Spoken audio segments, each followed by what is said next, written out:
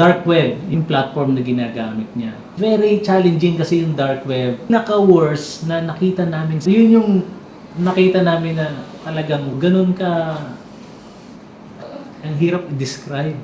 Meron kaming case na na-handle in Bulacan. Nung neighborhood, talagang yun yung gawain. Nung na-rescue namin siya, iyak siya ng iyak. Usually using social media platforms, Facebook, TikTok, Instagram, Telegram, WhatsApp, even yung mga gaming platforms, Roblox, Minecraft. Ganun lang siya, i-friend niya lang sa Facebook, invite niya. Tapos, merong nag-introduce sa atin ng ganitong gawain. Anonymous na informant, Telegram na user, dun sa channel niya na yung total victims na na-identify namin, umabot na ng sa lahat ng usahe na ano namin, ito na yung pinaka-worst. Dahil meron kaming nakitang ganun ka-gruesome sa Nueva Vizcaya, sa Nueva Ecija, sa Tarlac, sa Bulacan, sa Cavite, sa Taguig, sa Cebu. Crime na ito, nangyayari sa loob ng bahay. Sa Facebook account ng suspect, meron siyang 70 na foreign nationals sa capital offense. Pwede siyang maparusahan ng life imprisonment. Yung suspect na naaresto natin, member ng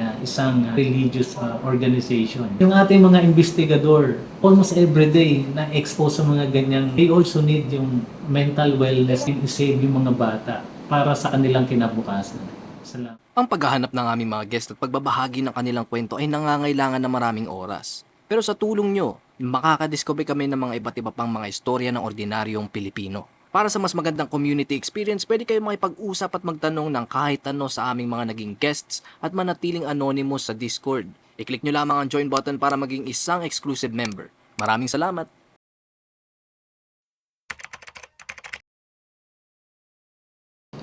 Good morning. I'm Police Colonel Lucrecio Rodriguez Jr., the current Chief of the Anti-Trafficking in Person Division. So before na na-designate ako as Chief of the ATIPD, I was the Chief also of the Luzon Field Unit of the Women and Children Protection Center way back in 2020. Na kung saan nakapag-conduct din tayo ng numerous anti-trafficking in persons operations from 2020 to 2024. So after that, na-promote nga ako and then na-designate ako as Chief of the Anti-Trafficking in Persons Division. So dito sa ATIPD, nagkaroon ng shift yung ginagawa natin from the tactical operations, so naging strategic management ng investigations, and then tinas na rin kami ni General Manalad na chief ng WCPC to make proactive strategy on the anti-trafficking in persons campaigns of the Women and Children Protection Center. Siguro nag-start ako way back in 2005 when I was assigned sa Criminal Investigation and Detection Group. I was a former member of that group, PNP unit, tasked in general response ng mga crime incidents, heinous and sensational. Pero during that time, wala pang focus sa women and children protection, particularly sa trafficking. May mga mangilan-ngilan. So nabigyan lang ako ng opportunity noong 2020 when I finally reassigned dito sa Women and Children Protection Center. So meron na akong 5 years, to be exact, siguro 4 years and 8 months dito sa Women and Children Protection Center. So yung detection and monitoring ng online sex abuse and exploitation of children dito sa Pilipinas talagang very challenging, no? Considering na itong crime na ito ay nangyayari sa loob ng bahay, sa loob ng households, na kung saan most of the time yun lang victim at yung perpetrator na merong authority or control over the victims ang nakakaalam. In most cases na na-handle namin, even yung mga family members walang idea na ang usaik ay nangyayari o nagtatranspire doon sa loob ng household. So, very challenging talaga yung detection. Isa dito, yun nga, siguro yung kultura ng Pilipino na kung saan problema ng isang family, yung mga kapitbahay hindi nakikialam. So, very challenging talaga yung sa especially yung sa detection and monitoring ng mga mosaic incident dito sa atin. So, ngayon gumagawa tayo ng mga maraming efforts para sa advocacy saka sa awareness campaigns. Kagaya na rin dito, kasama natin dito ang Interagency Council Against Trafficking. Meron tayong tinatawag na ADVOCOM o Advocacy Committee, no? Kung saan pinapalaganap natin yung awareness hindi lang sa national kundi pati sa doon sa grassroots levels. So recently meron tayong kinandak na barangay iyakat sa Baguio City, sa Antipolo, pati sa Iligan and some other municipalities na ini-involve natin pati yung mga barangay, yung LGU at yung community together with civil society organizations para ma-empower yung ating community and encourage them to report yung mga incident kagaya ng USAID. So dito sa mga cases ng USAID, most of the time, yung information na ay nanggagaling sa foreign counterparts natin, kagaya ng Australian Federal Police, United Kingdom National Crime Agency, FBI, and other foreign law enforcement agency, na kung saan yung mga information after nilang ma-arrest and ma-seize yung device ng mga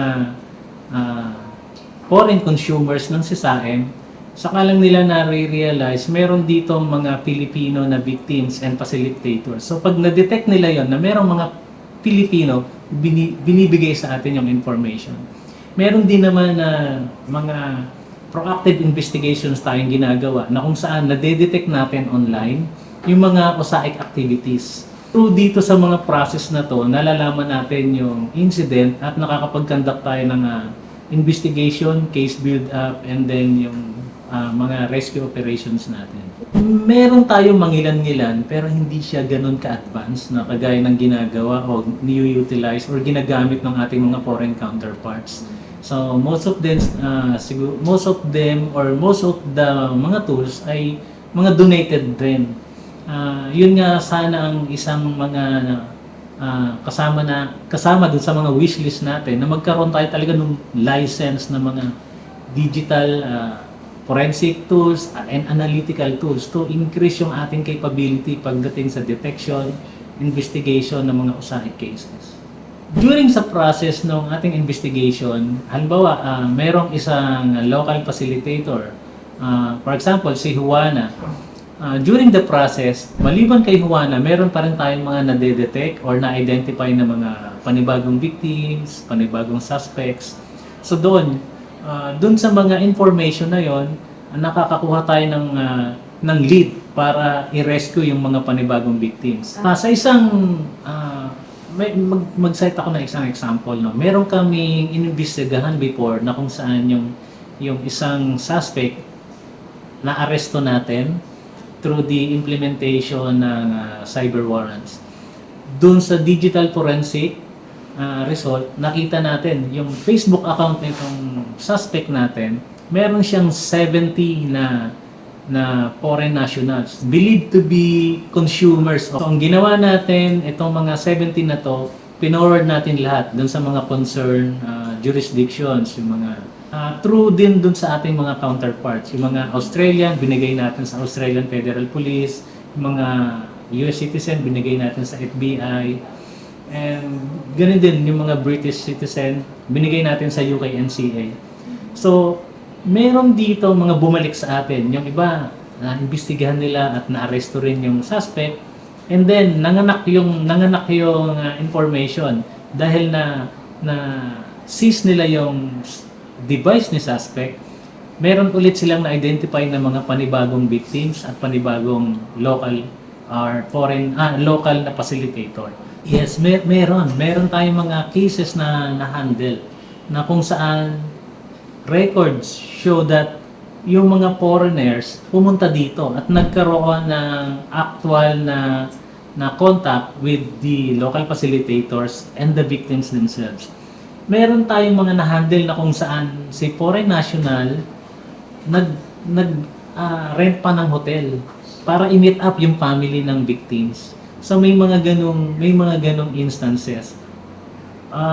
Unfortunately, yung ibang mga foreign national naman, hindi natin na naabutan kasi although based dun sa disclosure ni victim, na-meet nila personally yung foreign national, pero years na nangyari, before pandemic pa.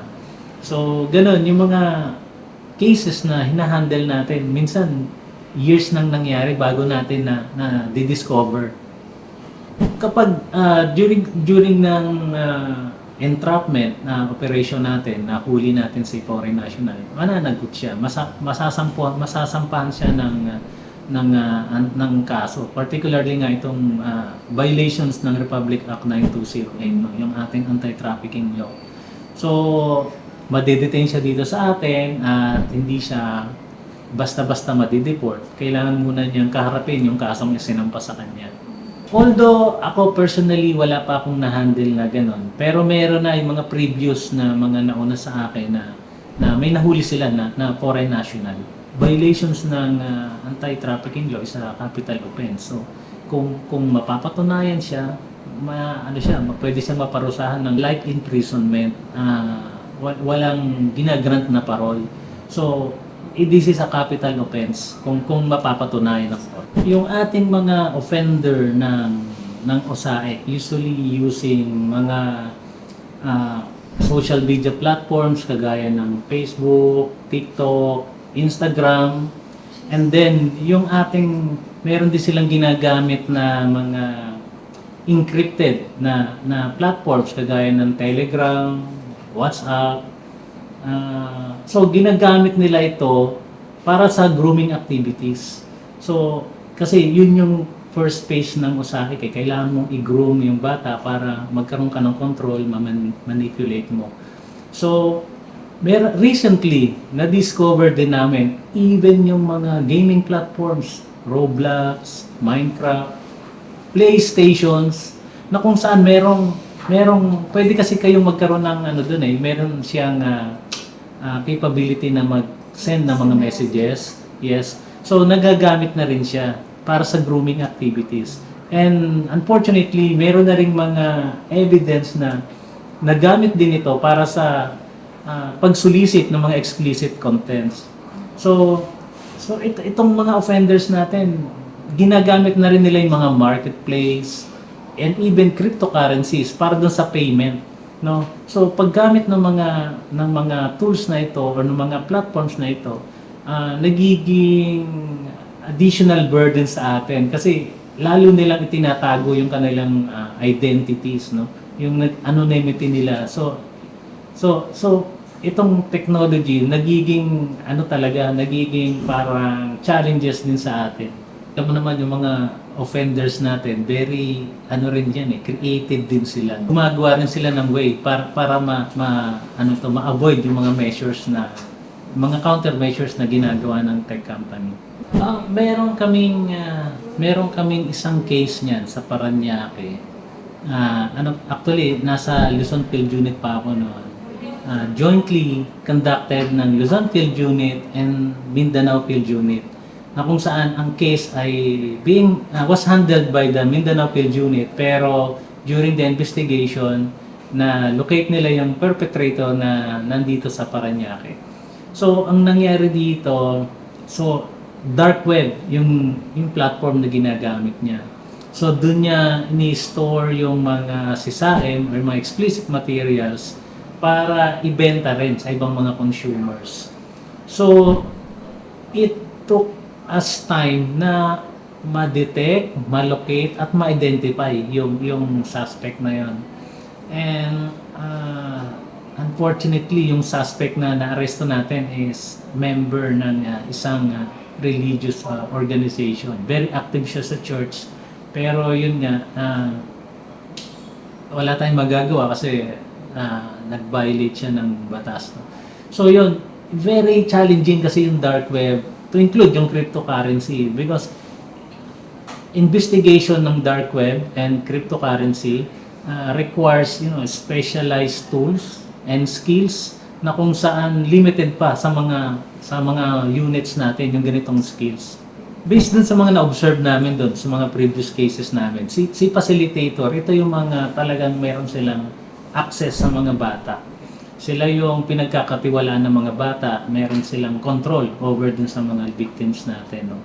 So, sila yung mga tao na meron ding mga foreign national na mga kaibigan online. So, iniisip nga namin kasi siguro during the early 90s or late 80s, wala naman tayong mga ganitong problema. Ang problema lang natin dito, yung mga mail order bride, mga ganun lang. Pero over time, nag-evolve na to. So, nakita namin nga na yung mga Pilipino naman, we believe na kumbaga, hindi native sa atin yung ganitong gawain. Merong nag-introduce. Sa ngayon, hindi pa namin masabi na talagang organized siya. No? Kasi parang ginagawa itong mga ng local facilitators.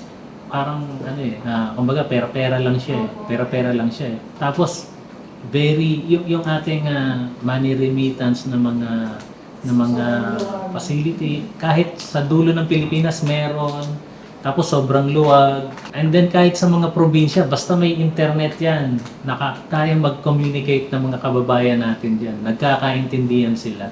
So yun nga, mayroong nag-introduce sa atin ng ganitong gawain. Dahil sinamantala yung vulnerability rin ng Pilipino, lalo na yung mga mahihirap na nangangailangan. So, yun, na-manipulate. Kaya nga sa tingin namin, itong mga local facilitators, in one way or another, parang victim din sila. Kasi na-manipulate din sila ng mga foreign consumer. Kaya lang, wala tayong magagawa kasi nag-violate din sila talaga ng batas. Meron kaming case na na-handle somewhere in Bulacan na kung saan yung neighborhood, talagang yun yung gawain. Meron yung kapitbahay nila, siya yung nagre-recruit ng bata, dadalhin dun sa bahay ng isa. Tapos yung isa, yun yung kukuha ng pictures, ng video. Ganon. Yung isa naman siya, kanya pinapadala yung pera. Yun yung first case na parang nakita namin na parang organized siya. Meron silang iisang galaw, meron silang coordinated efforts. So, nung na-discover namin, nung una hindi pa namin alam pero nung pinagtagpi-tagpi na namin lahat ng information, kasi very thankful din kami kasi merong isang NGO na nagbigay ng information sa amin. So, nung binigay information, inimbestigahan namin. So, na-identify namin, itong maraming local facilitator na nag-victimize sa kanya. So, nung na-rescue namin siya, in-interview namin siya, marami pa siyang in-identify na mga ibang victims. So, yun. Yung case na yon, kung di ako nagkakamali, yung mga unang napila namin ng kaso, parang 9 individuals. And then, during the follow-up investigation, nakapag-file kami ulit ng additional, parang 16, 17 ng complaints against sa additional 16 na mga local facilitators. So, ganun kalawak. Pero yung mga victims nila, isa lang. Isang grupo ng mga bata. Parang mga nasa 9 or 7. Yes, hindi ko na masyadong matandaan Pero mga ganun. Tapos yun nga, pinagpapasapasahan nila. And until now, yung mga bata na yun, nasa facility pa rin, nasa sheltered facility pa rin. Yung first 9, nakulong lahat yun, na-aresto lahat yun. Hindi na lang ako naging updated dito sa second wave ng mga cases na na-file natin. Kung ilan doon ang nakulong ulit. Hindi ko na ma-recall Wala na akong idea kung magkano yung total amount na na-receive nila.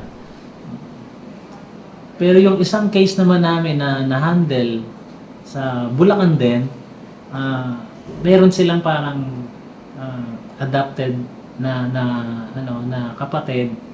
And then yung magkakapatid, wala silang lahat sila jobless, parang tatlo sila, lahat sila jobless. Pero nakapagpatayo sila ng 3-story building. Isang bata lang nung na-rescue namin na talagang paulit-ulit kong binabanggit, Hindi ko matandaan kung sa Taguig ba yun or sa Pampanga. Nung na-rescue namin siya, iyak siya ng iyak. Iyak parang 9 years old yung bata. Iyak siya ng iyak. Sabi ko, bakit ka umiiyak? Kasi naawa daw siya sa family niya kasi wala na daw magpo-provide ng food para sa family. So yun, na-touch ako kasi na yung burden ng pagbuhay sa family napunta na dun sa bata. Akala nila normal. Kasi may mga victims na inumpisahan sila at very young age. Kaya nung pumasok sila, akala nila normal na ginagawa sa kanila. Especially parents or relatives ang gumagawa. So akala nila normal thing lang yun. No big deal sa kanila. So may mga ganun na may mga ganun na pangyayari kapag in-interview na yung victim, hindi niya alam na masama pala o bawal pala yung ginagawa sa kanya. No? And then, isang case pa, yung palaging binabanggit din ni General Manalat, yung Mejia case namin, na kung saan nanggaling din ito sa anonymous na informant, dun sa ating Facebook page, dun sa hotline ng WCPC, nagbigay lang siya ng tip tungkol dun sa isang Telegram na user na kung saan doon sa channel niya, nandun yung mga pictures o mga sisahin ng mga victims. So, nung nag-imbestiga kami, initially na-identify namin yung may ilang victims kaming na-identify. So, and then yung suspect namin, na-identify din namin. Hanggang dumating yung time, yung total victims na na-identify namin, umabot na ng 111. Yes. Ang edad ng mga batang ito, siguro ang pinakabata ay 9 years old, ang pinakamatanda ay 16 years old. This case is very classic and very, sa lahat ng usahe na namin, ito na yung pinaka-worst. Dahil yung mga victim, talagang ini-encourage niya, ginugrom pero ang suspect dito, Pilipino. Ginugrom niya para makapag-solicit siya ng mga sisain, ng mga explicit materials. And then, ina-upload niya dun sa kanyang Telegram channel. But the worst part, kapag kontrolado na niya yung bata, imi-meet up na niya sa mga customer face-to-face para magkaroon ng face-to-face na contact. So, meron siyang online, meron din siyang face-to-face. So, during the activity, utusan niya pa rin yung mga customer niya na mag-produce ng sisain. So, during the process, bini-video pa rin yung activity nila. Ibinibenta ulit dun sa kanyang Telegram channel. Meron kaming nakitang sisain na kung saan yung 14-year-old na bata tinatang nung mga customer niya. So, ganun ka gruesome yung ginawa nung suspect na yun. And then we eventually na-locate yung suspect nandun siya sa United Arab Emirates. Tumakas na siya doon kasi alam na ng mga pulis yung ginagawa niya. Yung isang facilitator talaga, yung main actor, yun ang tingnan. Kasi siya parang OFW din. Nag-work siya sa Dubai. So, nung nakapag-file kami, patong-patong na kaso yung ipinail namin sa kanya. Kasi talagang tinarbaho namin yan, nag-rescue kami yung 111 na yun, focus yun, in different provinces. Majority of them nasa Nueva Vizcaya, meron sa Nueva Ecija, meron sa Tarlac, meron sa Bulacan, meron sa Cavite, sa Taguig, sa Cebu. So, yes, ganun kalawak yung kanyang mga nabiktima. And then yung mga naging accessory, yun nga, yung mga gumamit sa bata na napailan din natin ng kaso. Na-identify natin at na-arresto na rin yung mga yun.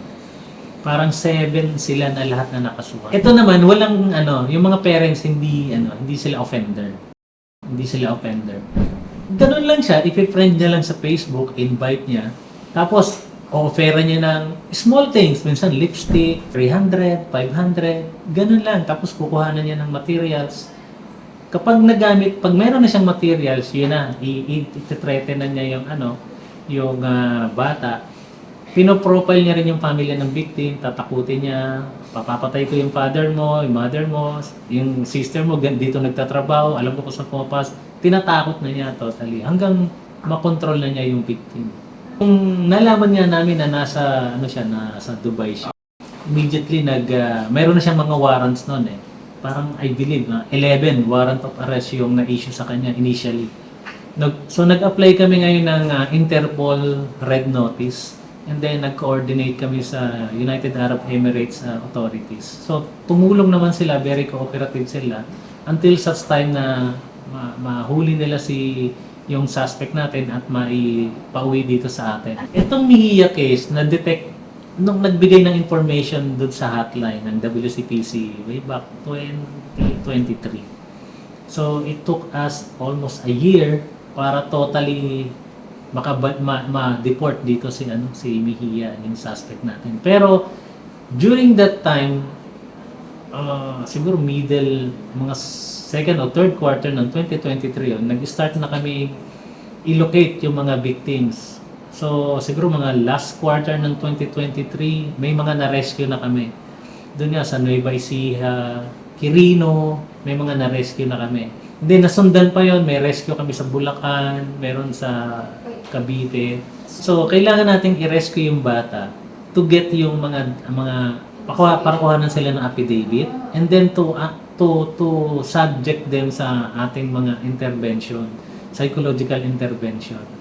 So, meron nga kami mga na-rescue na talagang kala mo okay siya, pero nung kinausap namin, talagang umiiyak pa rin siya. So, may mga ganon. So, isa yun sa mga protocols natin na kailangan ma-subject sila sa psychological intervention para maka-move on sila dun sa trauma na dinanas nila. Tingin namin parang naging family base siya, lalo na ng pandemic, na walang pasok ng mga bata, nasa bahay lang. Tapos yun talaga, kung sino yung may access dun sa mga victims, sila talaga yung based na rin dun sa mga cases na na-handle namin. Nag-start yan kasi si local facilitator, may mga kaibigan na foreign national. So, dun sila nag-i-start eh. And then, ang talagang nagpupush yung foreign consumer. Kasi nung una, yung mga nakikita namin conversation, nag-i-start lang siya dun sa local facilitator na siya yung parang nililigawan ng consumer, siya yung hinihinga ng mga materials. Tapos later on, nagre-request na siya ng mas bata. So, ganun. Kaya nangyari, si local facilitator naghanap sino yung kung kanino siya may access. Kasi kung titingnan mo, mayroong study yung Australian Institute of Criminology na kung saan inaral nila sino ba yung i-initiate ng contact. So, dito sa statistics, parang ang natatandaan ko parang 9% ang nag-initiate ng contact mismo yung victim. So, parang siya nakipagkaibigan doon sa foreign national. 11% ang nag-initiate ng contact. 11 or 15% ang nag-initiate ng contact si local facilitator. Pero more than 60% ang nag-initiate talaga ng contact si consumer. Siya yung naghahanap talaga ng mga Pilipina na pwede niyang magamit. So, para maging supplier ng sisain. So, yun yung study ng Australian Institute of Criminology na nakita namin. Hindi naman siya ganun kalakihan. $5, $10, $20. Minsan merong $100, may $500. Depende kung gaano ka-generous siya. Pero yung average, siguro ang parang mean niya siguro mga nasa $20 to $50. Ganun lang. Kaya talagang kung makikita mo, based na rin doon sa mga financial investigation report na ginawa ng ating mga deputized financial investigator ng AMLC, yung quantity ng remittance. So doon mo makikita kasi minsan sa isang linggo, minsan may 2, 3 beses nagpapadala. Imagine mo yun, kagaya nung nabanggit ko kanina, isang local facilitator, meron siyang 70 na contact sa Facebook. Imagine, kalahati nun, 35, magpadala ng $10 sa isang araw. So pag nagpadala siya kasi ng materials, hindi lang sa isa Minsan, iba pa yung live show. Sa live show naman, inuutusan minsan yung bata. Minsan, naliligo yung bata, binibidyo ni local facilitator. Minsan, nagbibihes. Minsan, sumasayaw. Minsan, may mga ganon. So, pinaka-worst na nakita namin sa akin, yung step father niya, yun ang gumagamit sa kanya habang pinapacilitate ng biological mother niya. Yun yung nakita namin na talagang worse, na siya yung humahawak dun sa bata habang umiiyak. So, ganun katindi. Kaya sabi ko nga yung ating mga investigador na almost everyday na expose sa mga ganyang materials, they also need yung mental wellness. Hindi namin ma-confirm kung kasi during the operation hindi naman namin drug test yung mga, especially yung suspect. Kasi meron na tayong policy na kapag hindi drug-related yung operation, hindi mandatory na i-drug test unless na voluntary. So, ganun ang hirap i-describe. So, ganun katindi. Yung iba, meron sa Skype, meron sa kasi lately, puro Telegram na Before, Skype nagagamit din. Yung Messenger before, pero ngayon kasi hindi na pwede dahil nagre-report na si Messenger. Siguro sa yung mga specific, so I think we need to improve yung aming capability dito sa digital forensics, and then yung mga analytical tools na pwede namin gamitin sa aming open source intelligence activities. Kasi dito sa Pilipinas, dito sa atin, most cases hinahandle natin ng mano-mano. Unlike sa ibang bansa, kagaya ng Singapore, yung ginagawa ng maraming tao doon, sa kanila ginagawa lang ng isang tao. Kasi equip siya ng mga modern tools, yung mga analytical tools to detect yung mga sisain na yan. Ultimo yung mga grooming, kaya i-detect siya ng mga AI tools. And then, of course, to identify na rin yung mga victims and to locate yung mga victims. So, siguro yun. And then, siguro yung training din sa cryptocurrency and dark web investigations. Kasi limited lang yung mga tao natin na skilled pagdating sa dark web and cryptocurrency investigation. Siguro yun siguro capacity building ng mga investigador natin, and then yung mga tools na makakatulong sa amin sa detection saka din sa online open source intelligence. So siguro ang message ko lang dito so ang Women and Children Protection Center hindi titigil sa ating laban against sa online sexual abuse and exploitation of children. Patulong natin ang maraming government agency sa pagsugpo nitong online sexual abuse and exploitation of children. Ang gusto ko pong ipabatid sa inyo na ang OSAIC or ang trafficking in persons ay isang mabigat na krimen na may parusang habang buhay na pagkakakulong. At ang OSAIC po at ang trafficking po, hindi po ito ordinaryong krimen. Ito po ay violation ng human rights. Kasi po, ang nakasalalay po dito, yung kinabukasan ng ating mga kabataan. Pagdating ng araw, tayo rin po ang magsasuffer nito. Kung yung mismong kabataan, dinidestroy natin yung kanilang kinabukasan. So, ang hiling ko lang po sa inyo, kung meron kayong information o kaalaman na ang mga ganitong pangyayari o ang ganitong krimen ay nagaganap sa inyong neighborhood, ay inyo po itong ipag-alam agad-agad sa inyong mga ipaalam sa inyong kapulisan. Dito po sa Women and Children Protection Center, pwede po sa Local Social Welfare and Development Office o dun sa mga Women and Children Protection Desk sa mga police station po natin. So, kailangan po nating aksyonan ito kasi hindi po ito titigil hanggat hindi natin nahuhuli ang mga perpetrators. At kailangan din po natin i-save yung mga bata para sa kanilang kinabukasan. Salamat. Kung gusto nyo manood ng mga dokumentaryo galing sa mga interviews namin, huwag nyong kakalimutang i-check ang isa pa naming YouTube channel, Off the Record Beyond Borders. I-click nyo lang ang link sa description. Maraming salamat!